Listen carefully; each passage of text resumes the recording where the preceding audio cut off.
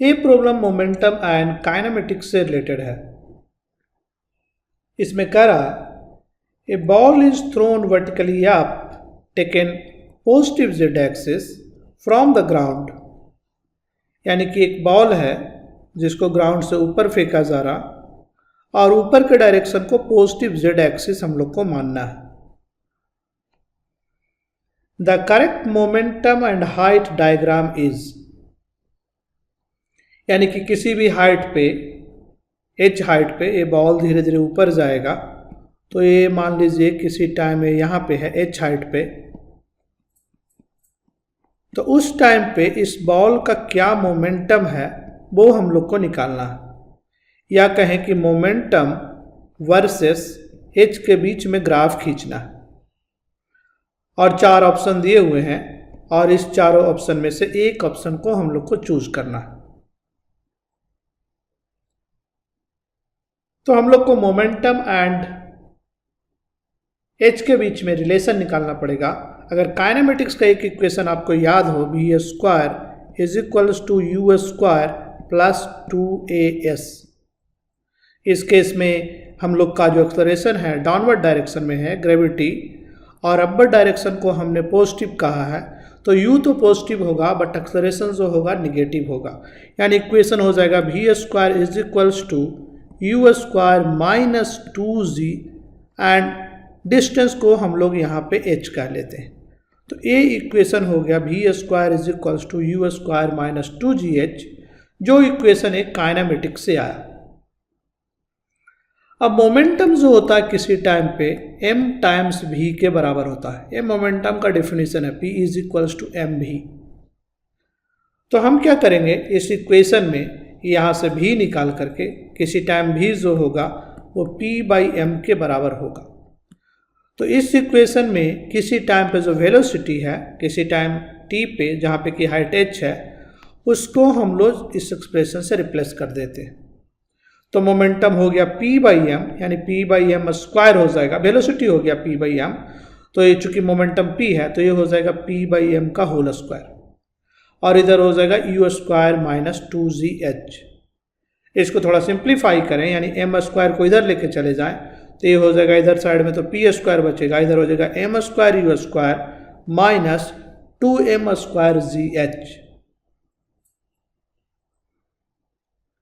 सो अगर इस इक्वेशन को आप ध्यान से देखिएगा तो m स्क्वायर u स्क्वायर एक कांस्टेंट है, तो इसको हम लोग लिख सकते हैं p square is equals to constant times, and 2m square g भी एक कांस्टेंट है, तो this is constant k times h, यानी p square is equals to constant minus kh।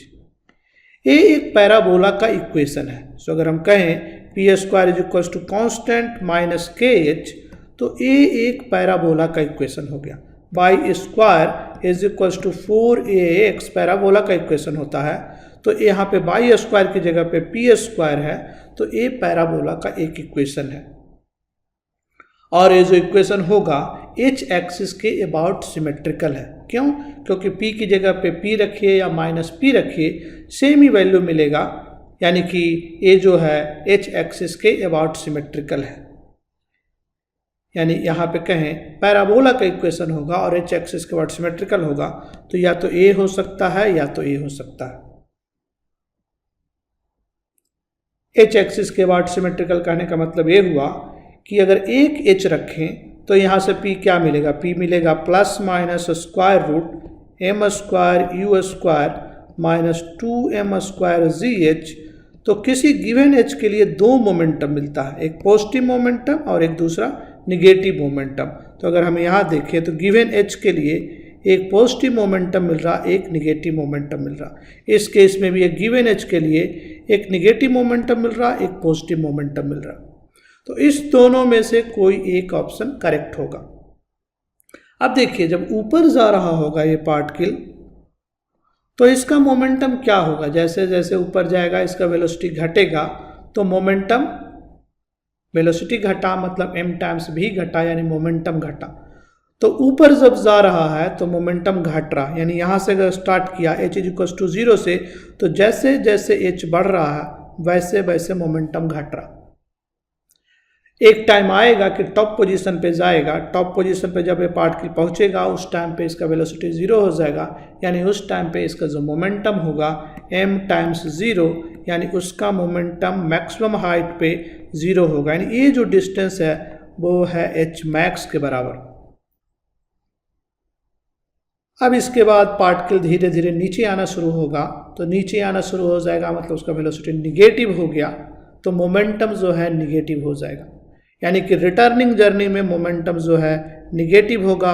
और एक टाइम आएगा जब वो ग्राउंड पे पहुंचेगा, उस टाइम पे उसका मोमेंटम जो होगा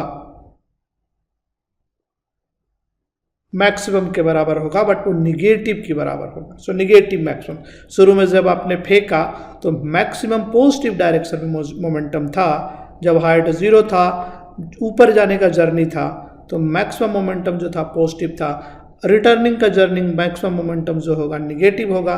दोनों केस में चूंकि सिस्टम में एनर्जी कंजर्व है, जितना ऊपर जाते मोमेंटम था जिस वेलोसिटी से आप फेंकिएगा, रिटर्निंग में भी उस पॉइंट पे वही वेलोसिटी मिल जाएगा, तो ए डिस्टेंस और ए डिस्टेंस भी बराबर होगा।